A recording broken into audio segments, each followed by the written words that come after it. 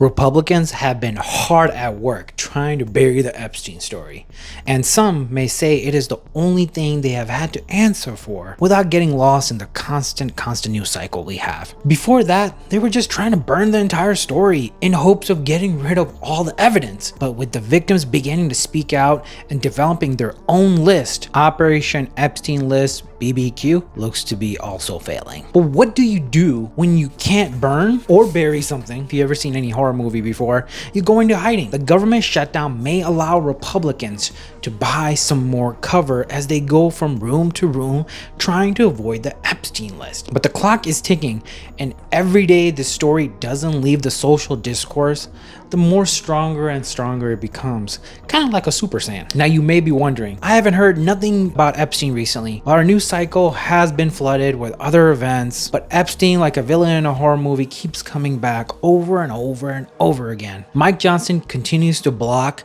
the swearing in of a new Democratic congresswoman from Arizona. She would be another tipping point vote to put pressure on releasing more information about Epstein, his crimes, and the people involved. Remember all those Epstein survivors that went on Capitol Hill and spoke about their trauma and to put pressure on Congress? Well, those people are going to be speaking out at Capitol Hill again this week for round 2. So currently with the Epstein situation, the plan was that the victims were going to show up on the Capitol again this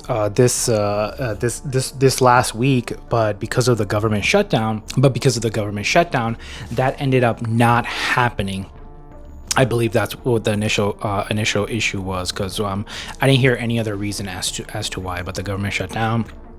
So I think they decided to just wait on it and see what happens. So it is putting a little bit of delay into the Epstein files, well, further progress being made into the Epstein files. I was going to say Epstein files release, but we all know it's not going to be that easy.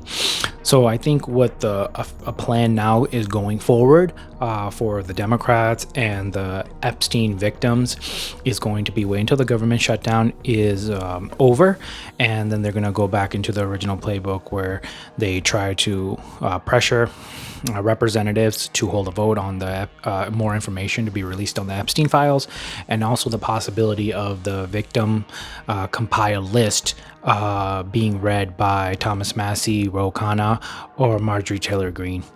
And recently you may have heard that Marjorie Taylor Greene has actually gotten really aggressive with going against the Republican Party. I find it interesting. I don't know exactly what to think about it. I was going to say how to feel about it, but that wasn't really good wording. It's actually just like, what do I think about this? Because she's done different things before, and she says very weird things before, and it's hard to know what her reasoning is. But you know, we can't be too picky and choosy. If somebody's doing the right thing, regardless of what their past is, you have to give them credit for that right thing. And right now, when it comes to the Epstein files, she has dug in her heels, and she doesn't care if Trump is calling her out or other Republicans are calling her out. She is going to support Ro Khanna and Thomas Massie and getting more transparency information released on the Epstein files. So we'll see what comes out of it.